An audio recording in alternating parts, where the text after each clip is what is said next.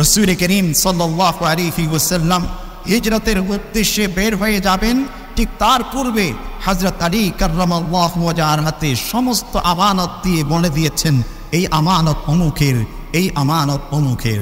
যখন সকালবেলা রাসূলকে আর দেখছেন না, আলী কাররামাল্লাহু ওয়াজহাকে রাসূলের বিছানায় শুয়ে থাকতে দেখেছেন। কেউ কেউ বলতে শুরু করেছেন, তাহলে মুহাম্মদ কি আমাদের আমানতের খিয়ানত করে বসলো? শেষ পর্যন্ত আলী কাররামাল্লাহু ওয়াজহার সাথে সাথে সামনে এসে গেছেন। অতঃপর বলছেন, মুহাম্মদ ইবনে আব্দুল্লাহর পক্ষে এটা কখনো শোভা পায় না, তিনি এমন কাজটি করবেন, তোমাদের সমস্ত আমানত আমার কাছে তিনি দিয়ে গেছেন। এই জন্য আমানত অত্যন্ত গুরুত্বপূর্ণ একটি বিষয়। সেটা যে কোনো আমানত হোক না কেন, যে কোনো আমানত। রাসূল করিম সাল্লাল্লাহু আলাইহি ওয়াসাল্লাম বিদায় হজ্জের ভাষণে বিভিন্ন উপদেশ দেওয়ার শেষের দিকে গিয়ে রাসূল ইসলাম সাহাবায়ে কেরামদের কাছ থেকে একটি স্বীকৃতি তিনি দিয়েছেন যে হাল্লা বাল্লাগতু, আমি কি আমার আমানতটুকু তোমাদের পর্যন্ত পৌঁছে দিয়েছি? তিনবার করে জিজ্ঞাসা করেছেন। প্রতিটি বারে সাহাবায়ে কেরাম উচ্চ স্বরে সমস্বরে স্বীকৃতি দিয়েছেন, বলেছেন আপনি আপনার আমানতটুকু যথাযথ পৌঁছে দিয়েছেন। এই জন্য মুহতারাম সামিঈন, আমানত অত্যন্ত গুরুত্বপূর্ণ একটি বিষয়। ومن يضلله فلا هادي له وأشهد أن لا إله إلا الله وحده لا شريك له وأشهد أن سيدنا ونبينا ومولانا محمدا عبده ورسوله صلى الله تعالى عليه وعلى آله وأصحابه وبارك وسلم تسليما كثيرا. أما بعد، فأعوذ بالله من الشيطان الرجيم. بسم الله الرحمن الرحيم. والذين هم لأماناتهم وعهدهم راعون. صدق الله مولانا العظيم وصدق رسوله النبي الكريم، ونحن على ذلك من الشاهدين والشاكرين، والحمد لله رب العالمين. وعن عبد الله بن عمرو رضي الله عنه قال قال رسول الله صلى الله عليه وسلم: أربع إذا كن فيك فلا عليك ما فاتك من الدنيا: حفظ أمانة، وصدق حديث، وحسن خلق، وعفة في طعمة، أو كما قال النبي عليه الصلاة والسلام. شكري رسول شان درود بعد كري.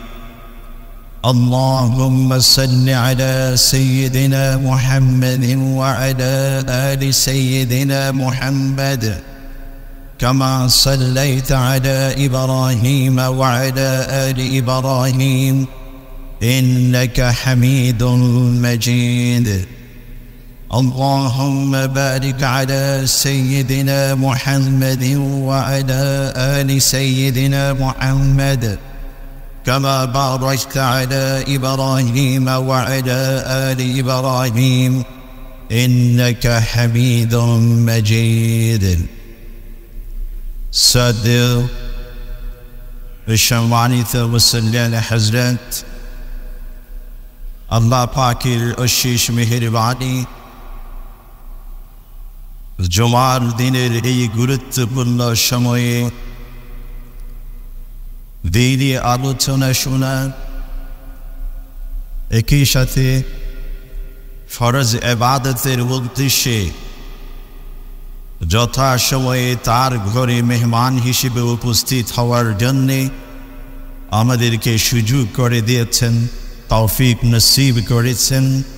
এই জন্য সকলেই শুকরিয়া জ্ঞাপন করি, বলি আলহামদুলিল্লাহ। আল্লাহ রব্বুল আলামিন এই পৃথিবীতে মানব জাতিকে সকল সৃষ্টির উপর শ্রেষ্ঠত্ব প্রদান করেছেন, আশরাফুল মাখলুকাতের উপাধি দিয়েছেন।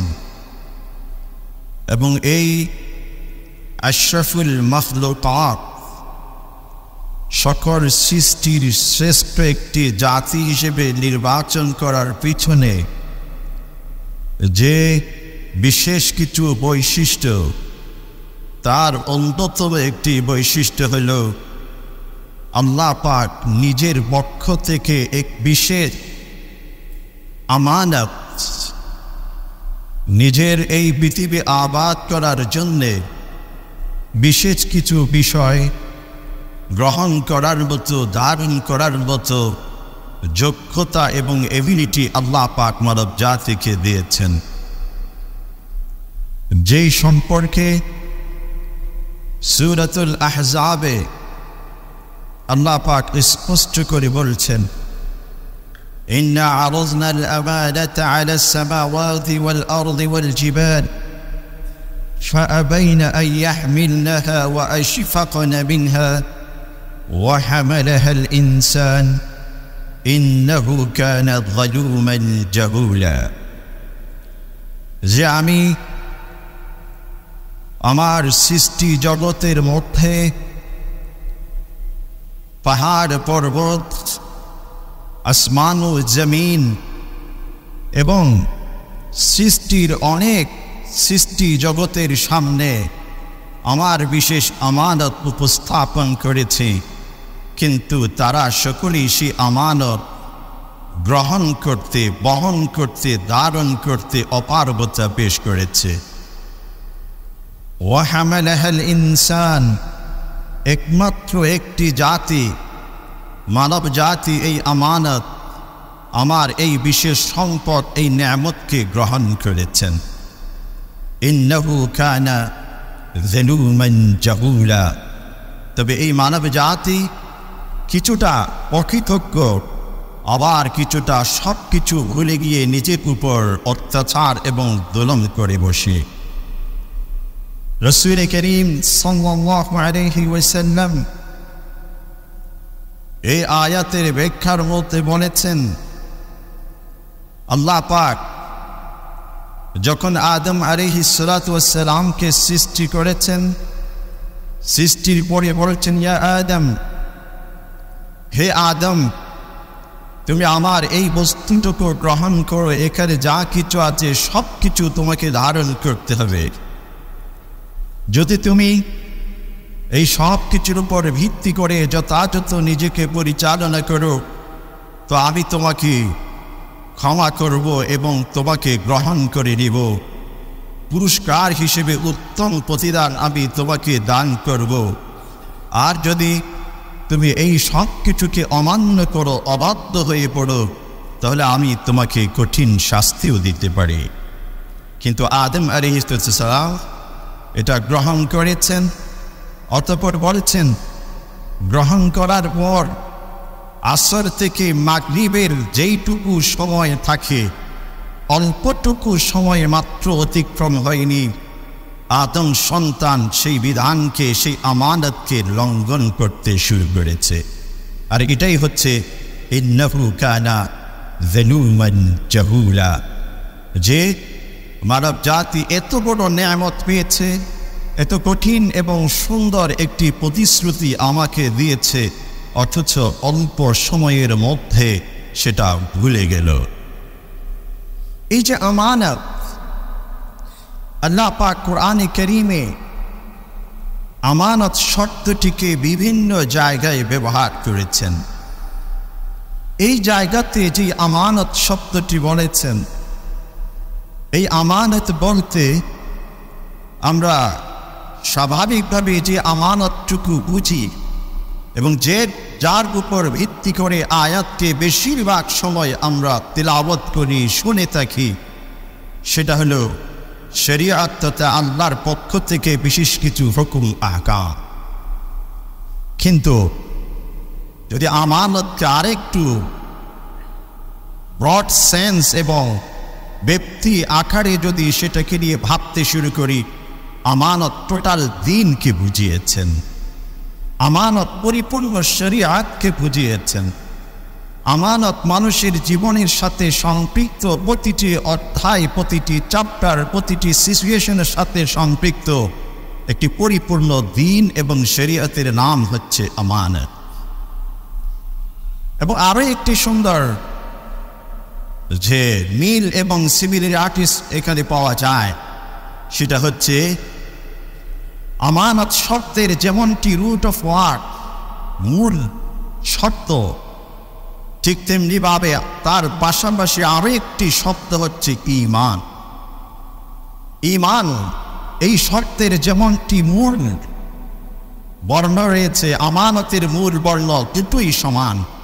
আমনুন থেকে সেই আমনুন ঈমান, সেই আমনুন আমানা। আর এই জন্যই রাসূল করিম সাল্লাল্লাহু আলাইহি ওয়াসাল্লাম আরেক হাদিসের মধ্যে ইরশাদ করেছেন, হযরত আনাস ইবনে মালিক রাদিয়াল্লাহু আনহু বলেছেন, রাসূল করিম সাল্লাল্লাহু আলাইহি ওয়াসাল্লাম যখন আমাদের সামনে বক্তব্য রাখতেন, ভাষণ দিতেন, আমাদেরকে নসিহত পেশ করতেন, একটি কথা বারবার তিনি রিপিট করতেন, পুনরাবৃত্তি করতেন, সেটা হলো লা ঈমানা লিমান লা আমানাতা লাহু। যার মধ্যে আমানতের প্রতি তেমন কোনো দৃষ্টি নেই, প্রকৃতপক্ষে সেই ব্যক্তির অন্তরে যেন ঈমান নেই। ঈমান এবং আমানত দুটো পাশাপাশি চলে। যেখানে আমানত ঘাটতি হয়ে যাবে, সেখানে ঈমান তার ধীরে ধীরে লোপ পেতে শুরু করবে। আর যে ব্যক্তি ঈমানের কথা ভাববে, সেই ব্যক্তি অবশ্যই তার ভিতর আমানতের ছোঁয়া থাকবে। রাসূল করিম সাল্লাল্লাহু আলাইহি ওয়াসাল্লাম থেকে আরো একটি হাদিসের মধ্যে ইরশাদ করছেন যে ইউতুবারুল মুমিনু আলাল খুলুক, প্রতিটি মুমিনকে পৃথিবীর বিভিন্ন ধরনের চরিত্র, নেচার, স্বভাবের উপর আল্লাহ পাক সৃষ্টি করেছেন, কিন্তু মুমিনকে কখনো দুটো বিষয় স্পষ্ট করতে পারে না, আল খিয়ানা ওয়াল কিব। একটি হচ্ছে আমানতের যে খিয়ানত করা, লঙ্ঘন করা, অন্যদিকে মিথ্যার আশ্রয় গ্রহণ করা। এজন্য মুমিন যখন একজন ব্যক্তির সম্পর্কে মুমিন শব্দ বলা হবে, পাশাপাশি সেই ব্যক্তি অবশ্যই আমিন এটাও তার অন্তর্ভুক্ত হয়ে যাবে। আরেকজন ব্যক্তি তিনি যদি বলেন অত্যন্ত আমানতদার, কিন্তু তিনি মুমিন নয়, তাহলে বোঝা যাবে সেই ব্যক্তির আকীদা, মৌলিক বিশ্বাসের মধ্যে সমস্যা রয়েছে।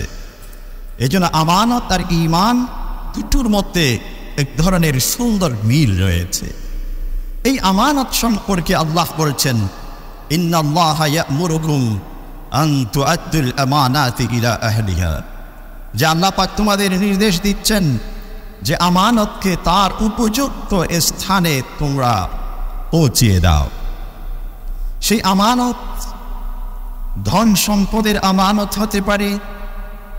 কোনো ব্যক্তি, কোনো ব্যবসায়ী আমার কাছে কিছু আমানত অর্থ রেখেছেন, কোনো সম্পদ রেখেছেন, কিছু সামান রেখেছেন, এটাও আমানত হতে পারে।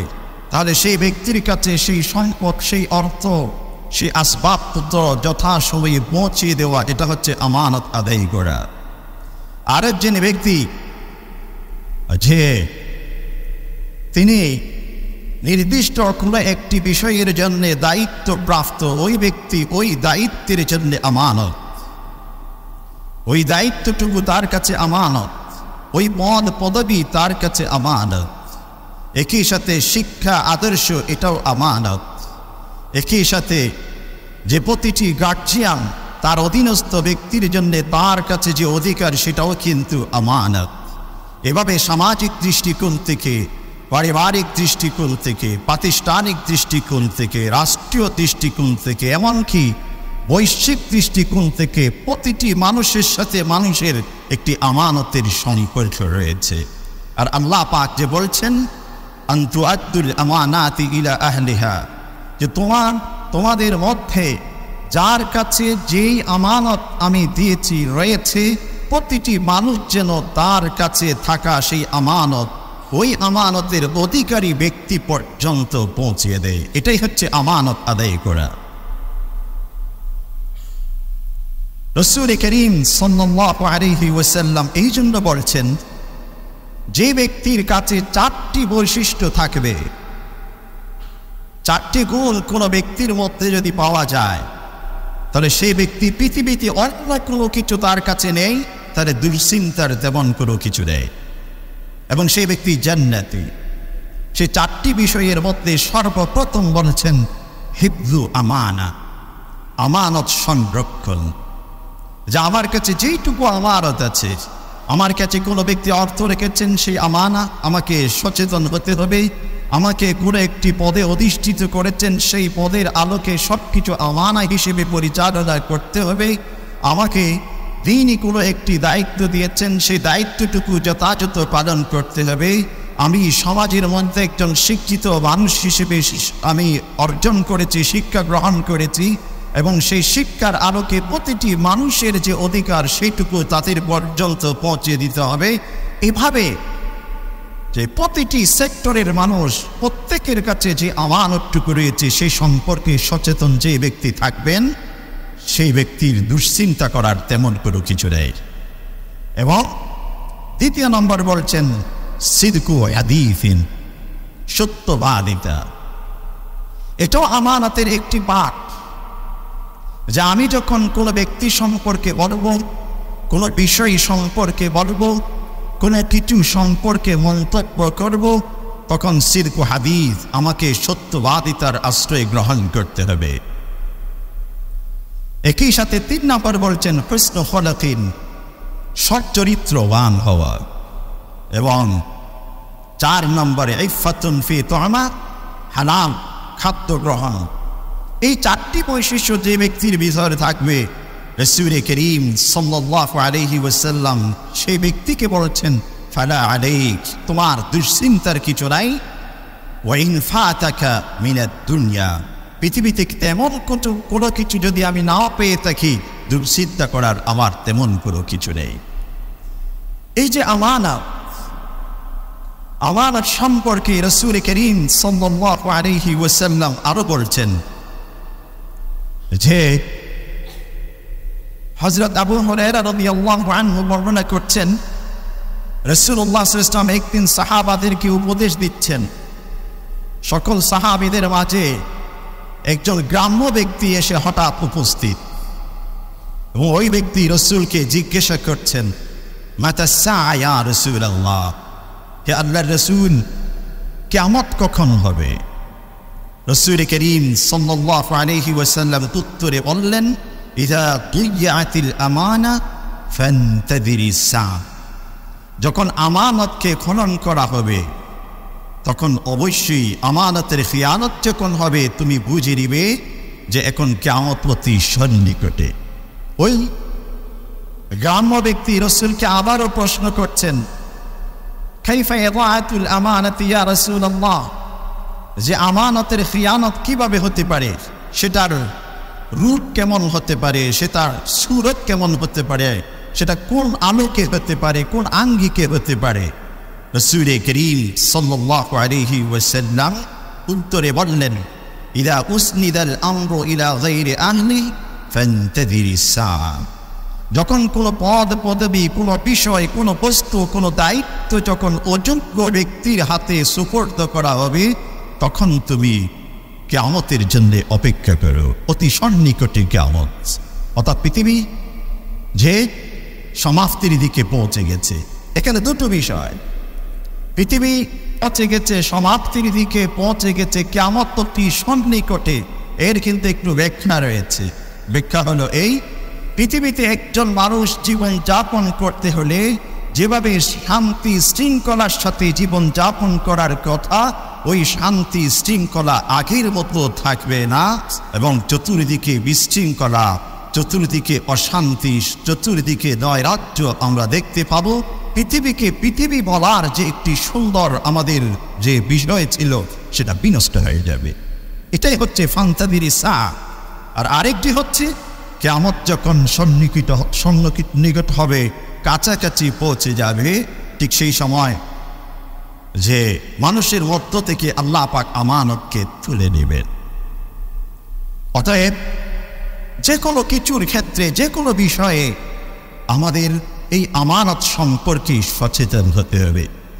যে কোনো দায়িত্ব, যে কোনো সম্পদ, যে কোনো অর্থ, যে কোনো যে অত্যন্ত গুরুত্বপূর্ণ বিষয় এমন ব্যক্তির কাছে, এমন মানুষের কাছে, এমন জায়গাতে আমাদের রাখা প্রয়োজন যেই জায়গাটি সেই বস্তুর জন্য, সেই বিষয়ের জন্য উপযুক্ত, সেই যোগ্যতা তার ভিতর আছে।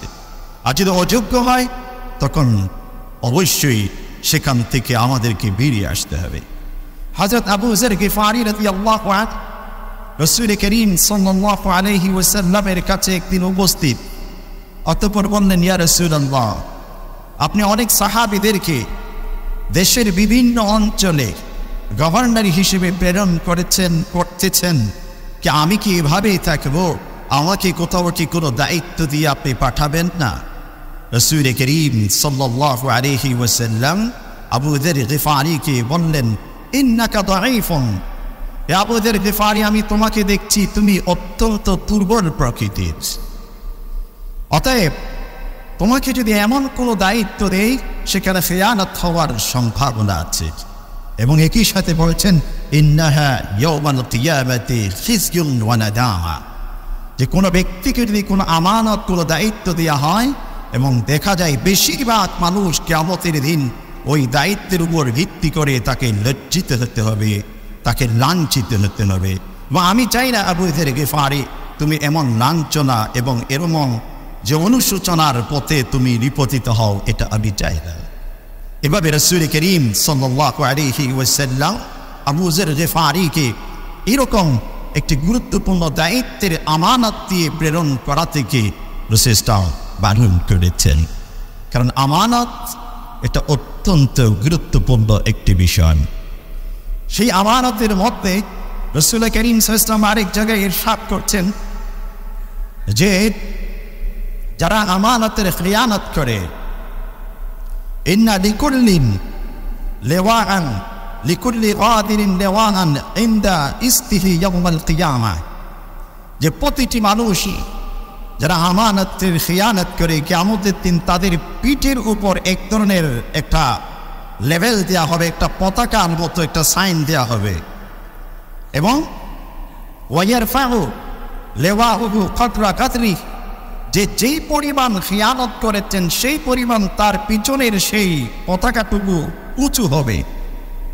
এবং রাসূল এরপর সতর্ক করে বলছেন, আলা লা গাদিরা আ'যামু গাতলান মিন আমিরি আম্মা, যে সাবধান, যে পৃথিবীর মধ্যে সবচেয়ে খিয়ানতকারী, সবচেয়ে মারাত্মক খিয়ানতকারী হচ্ছে ওই ব্যক্তি যে ব্যক্তি সাধারণ জনগণের আমানতের খিয়ানত করে।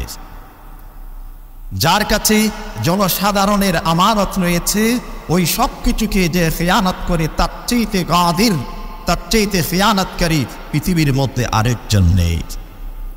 এজন্য কঠিন শাস্তি আল্লাহ পাক খিয়ানতকারীর জন্য করেছেন।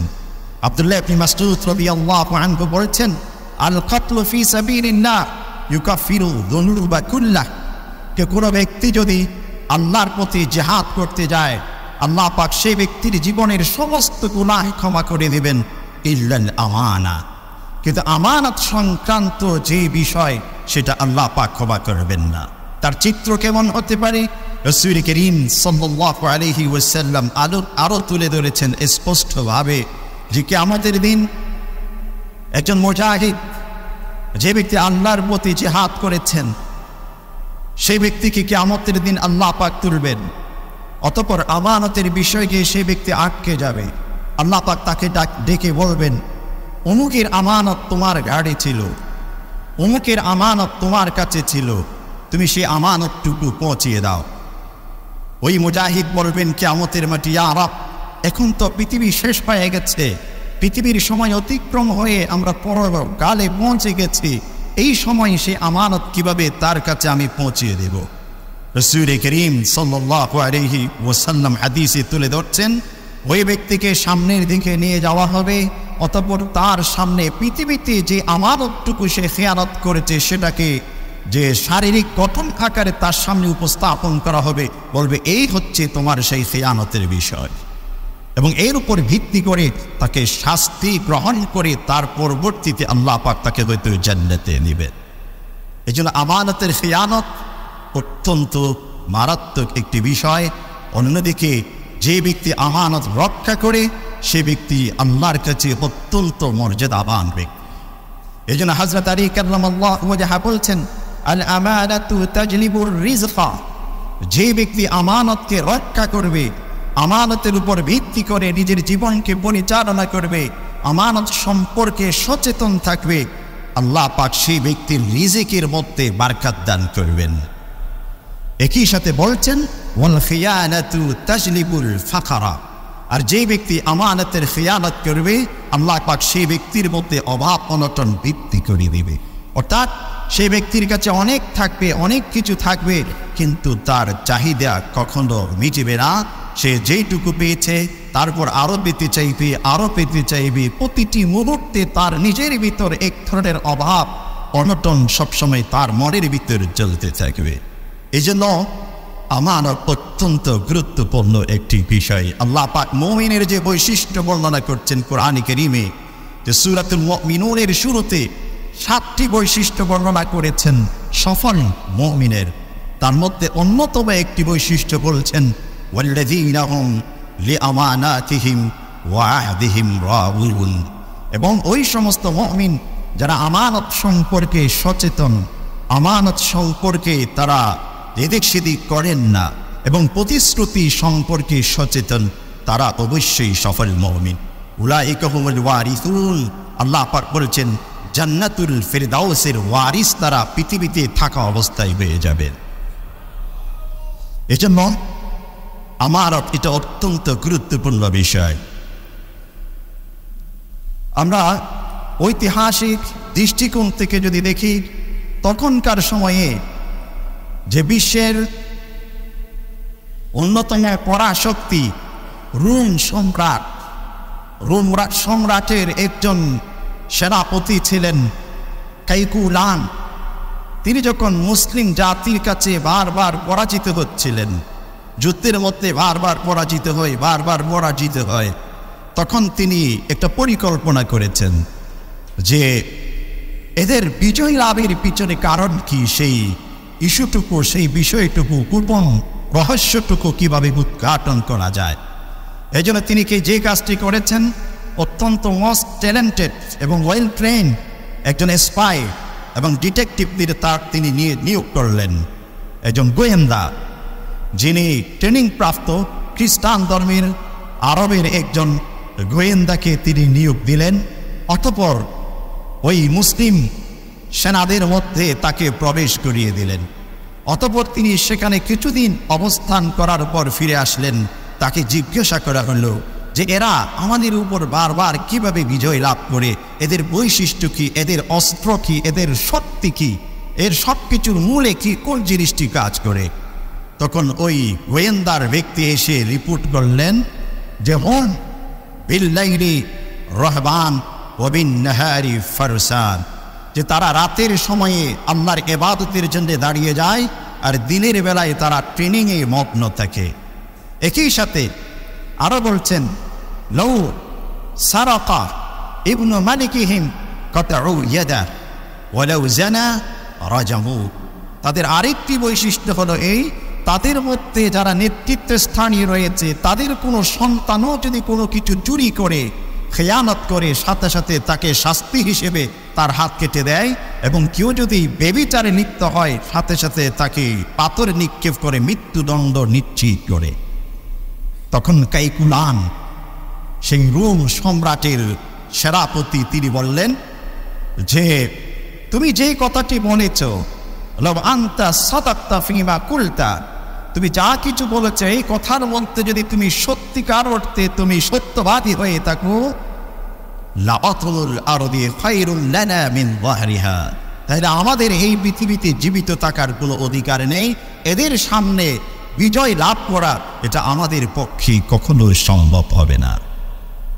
কারণ যেই সমাজ বা যাদের সাথে আমরা যুদ্ধে লিপ্ত হচ্ছি তাদের ভিতর মানুষের প্রতি কোনো অন্যায় নেই, মানুষের অধিকার, মানুষের আমানত সম্পর্কে তারা অত্যন্ত সচেতন, তারা সামাজিক দৃষ্টিকোণ থেকে, পারিবারিক দৃষ্টিকোণ থেকে তাদের যে মনোবল, তাদের যে শক্তি, এর মোকাবেলা করা আমাদের পক্ষে সম্ভব নয়।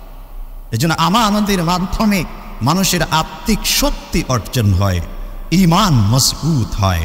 আর যে ব্যক্তি খিয়ানত করে সে ব্যক্তি মানসিক দৃষ্টিকোণ থেকে দুর্বল হয়ে পড়ে এবং তার আত্মিক শক্তি ধীরে ধীরে নিবু অবস্থায় পৌঁছে যায়। এক পর্যায়ে সে ব্যক্তি বেঈমান হয়ে যায়। রাসূল করিম সাল্লাল্লাহু আলাইহি ওয়াসাল্লাম হাদিসের মধ্যে ইরশাদ করছেন, আদ্দুল আমানা ইলা মান ইতামানাক, যে ব্যক্তি বা যারা তোমার কাছে যে কোনো আমানত দিয়েছে তুমি তাদের কাছে সেই আমানতটুকু পৌঁছে দাও। ওয়ালা তাফুন মান খানাক, যে ব্যক্তি তোমার খিয়ানত করেছে তার বদলা হিসেবে তুমি তার খিয়ানত করতে চাইও না, বরং তার সাথে তুমি সুন্দর আচরণ করে সেই আমানতের শিক্ষা তাকে তুমি দিয়ে দাও। মুহতারাম সামিঈন, রাসূল করিম সাল্লাল্লাহু আলাইহি ওয়াসাল্লাম নবুয়ত প্রাপ্তির পূর্ব সময় পর্যন্ত, নবুয়তের পরবর্তী সময় তো অবশ্যই রাসূল আমিন ছিলেন, কিন্তু নবুয়তের পূর্বের পুরোটা সময় পর্যন্ত রাসূল করিম সাল্লাল্লাহু আলাইহি ওয়াসাল্লামের অন্যতম যে বৈশিষ্ট্য ছিল সেটা হচ্ছে আল আমিন। এমনকি কাফির মুশরিকদের পরিকল্পনার আলোকে তারা যখন রাসূলকে হত্যা করার পরিকল্পনা করলেন রাতের অন্ধকারে, জিবরিল আমিন যখন রাসূলকে সেই সংবাদটুকু দিয়ে দিয়েছেন রাসূল করিম সাল্লাল্লাহু আলাইহি ওয়াসাল্লামের কাছে, ঠিক সেই সময় পর্যন্ত ইহুদি এবং খ্রিস্টানদের অনেক আমানত রাসূলের কাছে ছিল। রাসূল করিম সাল্লাল্লাহু আলাইহি ওয়াসাল্লাম হিজরতের উদ্দেশ্যে বের হয়ে যাবেন, ঠিক তার পূর্বে হযরত আলী কাররামাল্লাহু ওয়াজহার হাতে সমস্ত আমানত দিয়ে বলে দিয়েছেন, এই আমানত অমুকের, এই আমানত অমুকের। যখন সকালবেলা রাসূলকে আর দেখছেন না, আলী কাররামাল্লাহু ওয়াজহাকে রাসূলের বিছানায় শুয়ে থাকতে দেখেছেন, কেউ কেউ বলতে শুরু করেছেন, তাহলে মুহাম্মদ কি আমাদের আমানতের খিয়ানত করে বসলো? শেষ পর্যন্ত আলী কাররামাল্লাহু ওয়াজহার সাথে সাথে সামনে এসে গেছেন। অতঃপর বলছেন, মুহাম্মদ ইবনে আব্দুল্লাহর পক্ষে এটা কখনো শোভা পায় না, তিনি এমন কাজটি করবেন, তোমাদের সমস্ত আমানত আমার কাছে তিনি দিয়ে গেছেন। এই জন্য আমানত অত্যন্ত গুরুত্বপূর্ণ একটি বিষয়, সেটা যে কোনো আমানত হোক না কেন, যে কোনো আমানত। রাসূল করিম সাল্লাল্লাহু আলাইহি ওয়াসাল্লাম বিদায় হজ্জের ভাষণে বিভিন্ন উপদেশ দেওয়ার শেষের দিকে গিয়ে রাসূল ইসলাম সাহাবায়ে কেরামদের কাছ থেকে একটি স্বীকৃতি তিনি দিয়েছেন যে হাল্লা বাল্লাগতু, আমি কি আমার আমানতটুকু তোমাদের পর্যন্ত পৌঁছে দিয়েছি? তিনবার করে জিজ্ঞাসা করেছেন। প্রতিটি বারে সাহাবায়ে কেরাম উচ্চ স্বরে সমস্বরের স্বীকৃতি দিয়েছেন, বলেছেন আপনি আপনার আমানতটুকু যথাযথ পৌঁছে দিয়েছেন। এই জন্য মুহতারাম সামিঈন, আমানত অত্যন্ত গুরুত্বপূর্ণ একটি বিষয়। হযরত আব্দুল্লাহ ইবনে মাসউদ রাদিয়াল্লাহু আনহু বলছেন যে পৃথিবীতে তিনজন মানুষ অত্যন্ত বিচক্ষণ, আফরাসুন নাসি সালাসা, তিনজন মানুষ পৃথিবীতে সবচেয়ে বিচক্ষণ। একজন হচ্ছে সাহেবাতু মূসা, মূসা আলাইহিস সালাতু ওয়াস সালামের সাহেবা, স্ত্রী।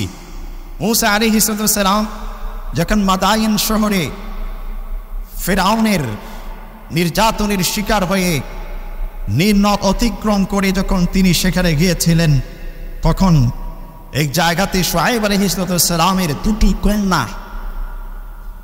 সাথে সাক্ষাৎ হয়। অতঃপর তাদের সাথে বাড়িতে নিয়ে যায়, দীর্ঘ ইতিহাস রয়েছে। বাড়িতে নিয়ে যাওয়ার পর শুআয়ব আলাইহিস সালামের কন্যা নিজের বাবার কাছে বলছেন, ইয়া আবাতি ইস্তাজিরহু ইন্না খায়রা মান ইস্তাজারতাল কাবিয়ুল আমিন। হে আমাদের পিতা, যিনি এসেছেন আপনার কাছে তিনি অত্যন্ত আমিন তাকে পেয়েছি। কোন দৃষ্টিকোণ থেকে আমিন? সেই কন্যা তো মূসা আলাইহিস সালামের হাতে কোনো সম্পদ, কোনো অর্থ, কোনো পদ পদবি কোনো কিছু রাখেননি। এরপরেও তাকে কিভাবে আমিন বললেন? কারণ আমিন বলেছেন একটি কন্যার সন্তান, আর মূসা আলাইহিস সালামের মতো একজন যুবক দীর্ঘ পথ পর্যন্ত হেঁটে গিয়েছেন। মূসা আলাইহিস সালাম ওই কন্যাদেরকে বলেছেন, তোমরা আমার পিছনে চলো, আমি সামনে দিয়ে হাঁটব, যদি কখনো পথ এদিক সেদিক আসে পিছন থেকে আমাকে তোমরা ডিরেকশন দিবে যাতে করে আমি সঠিক পথ দিয়ে চলতে পারি। এটা একটা আখলাকের পরিচয়, এটা আখলাকের একটি গুরুত্বপূর্ণ আমানতের পরিচয় দিয়েছেন, এই জন্য বলছেন আল আমিন। একই সাথে আল কবি, যে তিনি আমাদেরকে আমাদের প্রাণীদের পানি পান করানোর জন্য যে সহযোগিতা করেছেন, ওনার শক্তি সামর্থ্য রয়েছে, অতএব বাবার কাছে সুপারিশ করলেন, তাকে উত্তম আজের প্রতিদান পুরস্কার আপনি দিতে পারবেন। ইতিহাস অনেক দীর্ঘ। পরিশেষে হযরত শুআয়ব আলাইহিস সালাম কন্যাদের জন্যে তাকে জামাই হিসেবে নির্বাচন করে ঘরের জামাই বানিয়ে নিয়েছিলেন।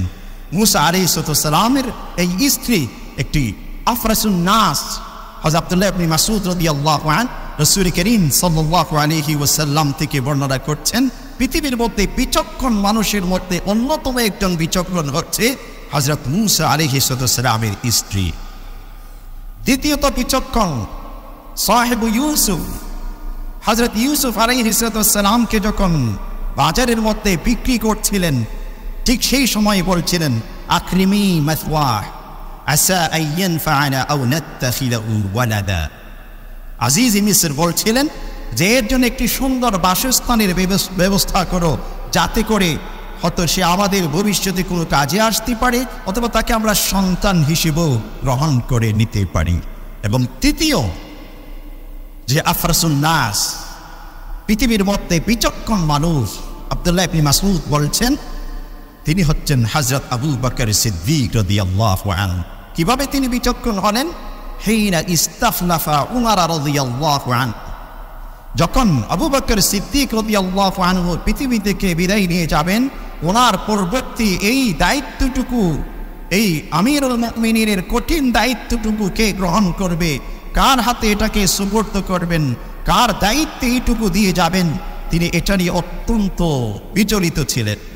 আর আল্লাহর কাছে সাহায্য প্রার্থনা সবকিছুর মাধ্যমে পরিশেষে ওমর ইবনুল খাত্তাব রাদিয়াল্লাহু আনহুকে নির্বাচন করে দিয়েছেন। এজন্য আব্দুল্লাহ ইবনে মাসউদ বলছেন পৃথিবীতে তিন ধরনের, এই তিন প্রকৃতির মানুষ অত্যন্ত বিচক্ষণতার পরিচয় দিয়েছেন। আর এই হাদিস থেকে যে শিক্ষাটুকু আমরা গ্রহণ করতে পারি আমানতের বিষয়ে, চারিত্রিক বিষয়, দ্বিতীয়ত মানুষকে মূল্যায়ন, তৃতীয়ত যে আমি যখন কোনো দায়িত্ব থেকে বিদায় নিব, সরে যাব, অথবা জনসাধারণের যে কোনো দায়িত্ব যখন কোনো ব্যক্তির হাতে কারো কাছে আমি অর্পণ করব, তখন আমাকে অত্যন্ত গভীরভাবে ভাবতে হবে, যাতে করে কোনো মানুষের আমানতের খেয়ানত সেখানে না হয়। যদি খেয়ানত হয়ে যায় তাহলে সব কিছুর দায়িত্ব কিন্তু আমার উপরও আসতে পারে। এই জন্য মুহতারাম সামিঈন, আমানত অত্যন্ত গুরুত্বপূর্ণ একটি বিষয়। এই যে আমানত সম্পর্কে যদি আমরা সচেতন হতে পারি, আমাদের পারিবারিক জীবন, আমাদের প্রাতিষ্ঠানিক জীবন, আমাদের সামাজিক জীবন, আমাদের রাষ্ট্রীয় জীবন, এমনকি বৈশ্বিক জীবনে আমরা অত্যন্ত শান্তি, শৃঙ্খলা, স্বস্তির সাথে জীবন যাপন করার একটি পরিবেশ আমরা তৈরি করতে পারব। কিন্তু সকল সেক্টরে দেখা যায় এই আমানতের খেয়ানত। প্রতিটি মানুষ আমানতের খেয়ানতের মধ্যে কোনো না কোনো অংশের মধ্যে রয়েছে। হযরত মাআকাল ইবনে ইয়াসার রাদিয়াল্লাহু আনহু থেকে বর্ণিত রাসূল আরবি সাল্লাল্লাহু আলাইহি ওয়াসাল্লাম বলছেন যে মা মিন আবদিন ইস্তারঈহি আল্লাহু লিরাইয়াতিন, যখন কোনো ব্যক্তিকে আল্লাহ পাক কোনো প্রজার জন্য, কোনো সমষ্টিগত কিছু মানুষের জন্য তাকে দায়িত্ব প্রাপ্ত হিসেবে নির্বাচন করে, ইয়ামুতু ওয়া ইয়ামুত, সেই ব্যক্তি যখন মৃত্যুবরণ করবে তার স্বাভাবিক একটি মৃত্যুবরণ করতেই পারে। এরপর বলছেন যে ওয়ামান গাদারা ইল্লা হারামাল্লাহু আলাইহিল জান্নাহ, আর যখন এইরকম দায়িত্ব প্রাপ্তির পরে কোনো ব্যক্তি দায়িত্বের খেয়ানত করবেন, তখন আল্লাহ পাক কিয়ামতের দিন সেই ব্যক্তির জন্য জান্নাতকে হারাম করে দেবেন। তাহলে বোঝা যায় আমানত অত্যন্ত গুরুত্বপূর্ণ একটি বিষয়, অত্যন্ত গুরুত্বপূর্ণ একটি বিষয়। যে ব্যক্তি এই আমানতের খেয়ানত করবে, আল্লাহ পাক সেই ব্যক্তি থেকে জান্নাত ছিনিয়ে নেবেন, জাহান্নামের চূড়ান্ত ঠিকানা তার জন্য নির্ধারণ করে রেখেছে। মুহতারাম সামিঈন, যে কয়েকটি হাদিস আপনাদের সামনে বললাম, প্রত্যেকটা হাদিসের মধ্যে রাসূল করিম সাল্লাল্লাহু আলাইহি ওয়াসাল্লাম যে আমানত শব্দটি ব্যবহার করেছেন, এই আমানত সমষ্টিগত সকল আমানতকে অন্তর্ভুক্ত করেছেন। এখন আমি একজন বাবা হিসেবে আমার কতটুকু আমানত রয়েছে, আমি একজন সমাজের গার্জিয়ান হিসেবে আমার কতটুকু আমানত রয়েছে, আমি একটি প্রতিষ্ঠানের গার্জিয়ান হিসেবে আমার কি আমানত রয়েছে, আমি যে প্রতিষ্ঠানের সাথে সম্পৃক্ত থাকি না কেন আমার উপর নিজের উপর কি কি আমানত রয়েছে, এবং এই আমানতটুকু আদায়ের জন্য যখন আমি কোনো ব্যক্তি কোনো কাউকে নির্বাচন করব, সেই সময় আমাকে কোন দক্ষতার সাথে বিচক্ষণতার সাথে আমাকে নির্বাচন করতে হবে। এই সমস্ত হাদিস থেকে এই বিষয়টি স্পষ্ট হয়ে আছে। এই জন্যই রাসূল করিম সাল্লাল্লাহু আলাইহি ওয়াসাল্লাম যেটা বলেছেন, ইদা উসনিদাল আমরু ইলা গায়রি আহলি ফান্তাদিরি সাআ, যখন কোনো কাজ, গুরুত্বপূর্ণ কাজ অনুপযুক্ত মানুষের কাছে উপস্থাপন করা হবে, অর্পণ করা হবে, তখন ওই সমাজের কিয়ামত তখনই শুরু হয়ে যেতে পারে। আর যখন যোগ্য ব্যক্তির কাছে সেটা অর্পণ করা হবে, তখন সেখানে শান্তি, শৃঙ্খলা বজায় থাকার একটি আশা করা যায়। রাসূল করিম সাল্লাল্লাহু আলাইহি ওয়াসাল্লাম থেকে যে হাদিসগুলো বললাম, এ থেকে আমানতের গুরুত্বটুকু বোঝা গেল। কিন্তু যারা আমানতের খেয়ানত করেছেন, রাসূল করিম সাল্লাল্লাহু আলাইহি ওয়াসাল্লাম তাদের সাথে কেমন আচরণ করেছেন, একবার সাহাবায়ে কেরামদের সাথে নিয়ে রাসূল করিম সাল্লাল্লাহু আলাইহি ওয়াসাল্লাম যে একটি বিশেষ মিশনে বের হয়েছেন, যাত্রাপথে ওয়াদিউল কুরাতে এক ইহুদি রাসূল করিম সাল্লাল্লাহু আলাইহি ওয়াসাল্লামের ওই দলের দিকে যখন তীর নিক্ষেপ করে, তখন মিদআম নাকে একজন গোলাম তীর বিদ্ধ হয়ে তাৎক্ষণিক সেখানে মৃত্যুবরণ করে। তখন সাহাবায়ে কেরাম তাকে, তার এই মৃত্যুকে সাদরে গ্রহণ করার জন্য তাকে অভিবাদন হিসেবে সকলে আল জান্নাহ আল জান্নাহ করে স্লোগান দিতে শুরু করলো, অর্থাৎ ইনি জান্নাতি, ইনি জান্নাতি। রাসূল করিম সাল্লাল্লাহু আলাইহি ওয়াসাল্লাম সাথে সাথে সেটাকে রদ করে দিলেন, বলছেন লা, কি জান্নাতি হতে পারে না। সাহাবায়ে কেরাম তাৎক্ষণিক অবাক হয়ে গেলেন। এমন তো রাসূল করিম সাল্লাল্লাহু আলাইহি ওয়াসাল্লাম কখনো করেন না। তিনি সবসময় সুসংবাদ দেন, যেখানে আমরা জান্নাহ জান্নাহ করে স্লোগান দিচ্ছি, রাসূল করিম সাল্লাল্লাহু আলাইহি ওয়াসাল্লাম কেন সেটা না করলেন? অতঃপর সাহাবায়ে কেরাম জিজ্ঞাসা করলেন, রাসূল করিম সাল্লাল্লাহু আলাইহি ওয়াসাল্লাম বললেন, এই সেই ব্যক্তি, যেই ব্যক্তি খায়বরের সময় যখন গনিমতের মাল এসেছিল, সেখান থেকে একটি চাদর গোপন এসে চুরি করে নিয়ে গেছিল। যেহেতু সেটা আমানতের খেয়ানত করেছে, সেই ব্যক্তির জন্য আমি জান্নাতের সার্টিফিকেটের স্বীকৃতি দিতে পারি না। তাহলে বুঝুন, আমানত যিনি খেয়ানত করেছেন, রাসূল করিম সাল্লাল্লাহু আলাইহি ওয়াসাল্লাম তার সাথে কেমন আচরণ করেছেন। আরও দেখা যায় রাসূল করিম সাল্লাল্লাহু আলাইহি ওয়াসাল্লাম দুই প্রকারের ব্যক্তির জানাজা পড়াতে সরাসরি অস্বীকার করতেন।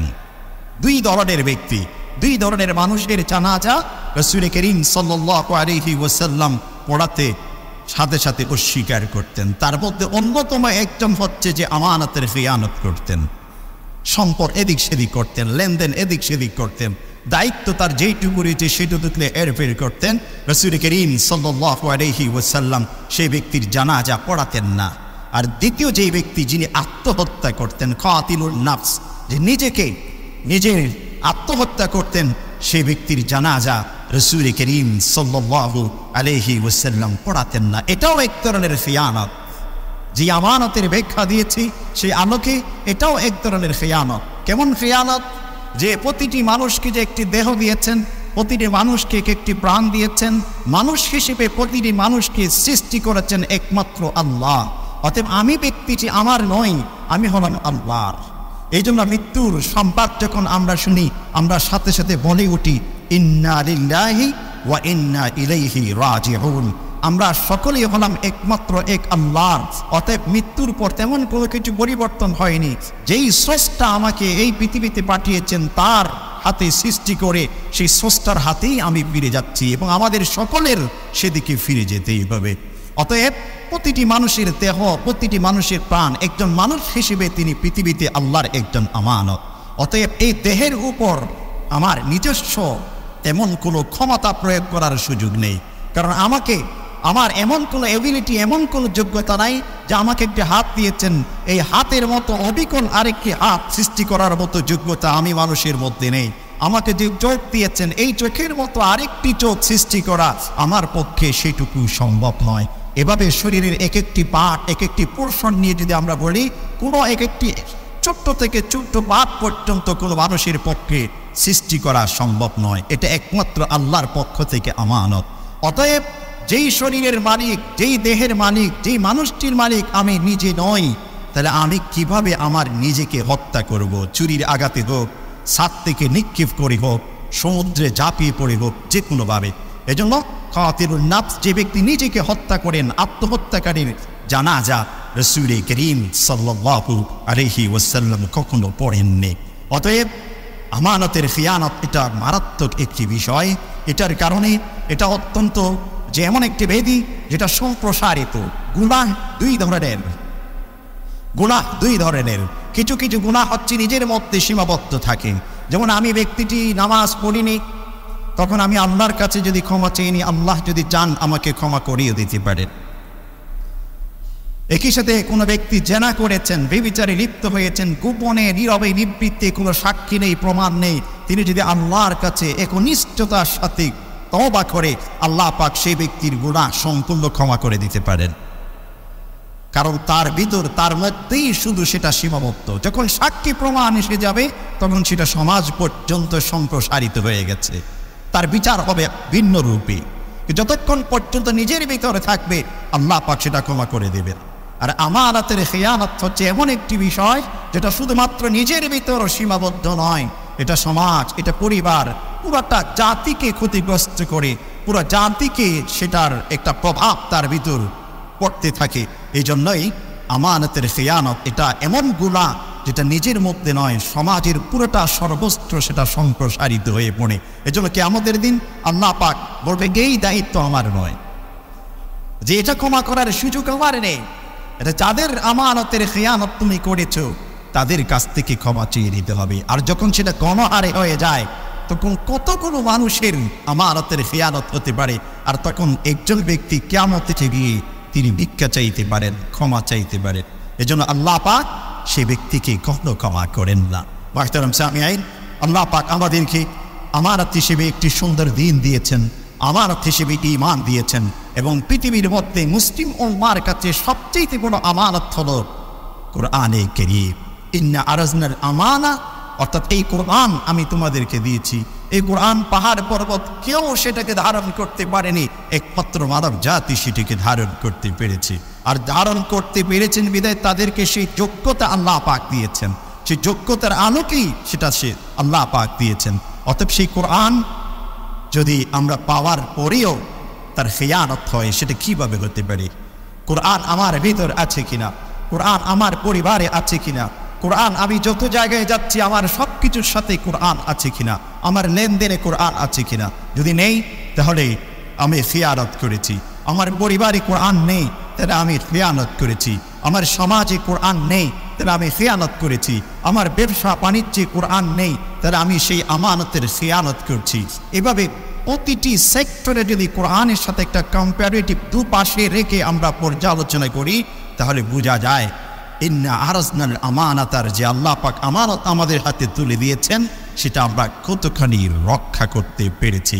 মুহতারাম সামিঈন, এই জন্যেই যে আসুন আমরা যে যে অবস্থায় রয়েছি, যে যেখানে রয়েছি, যে যে পজিশনে রয়েছি, যার যেইটুকু রয়েছে, সকল সেক্টরে এই আমানত সম্পর্কে সচেতন হয়ে আমরা আমাদের ব্যক্তি জীবন, আমাদের পারিবারিক জীবন, আমাদের সামাজিক জীবন, আমাদের ব্যবসায়িক জীবন, আমাদের প্রাতিষ্ঠানিক জীবন, আমাদের সকল সেক্টরে আমানত সম্পর্কে সচেতন হয়ে একটি শৃঙ্খলা এবং একই সাথে শান্তিপূর্ণ একটি পরিবেশ তৈরি করে আল্লাহ পাকের সান্নিধ্য অর্জন করি, ইহজগৎ এবং পরজগৎ উভয় জগতের সার্বিক সফলতা অর্জন করি। আল্লাহ পাক আমাদের সবাইকে সেই তৌফিক নসিব করুন। আমিন ইয়া রাব্বাল আলামিন। ওয়া আখির দাওয়ানা আলহামদুলিল্লাহি রাব্বিল আলামিন। ওয়াসসালামু আলাইকুম ওয়া রাহমাতুল্লাহি ওয়া বারাকাতুহু।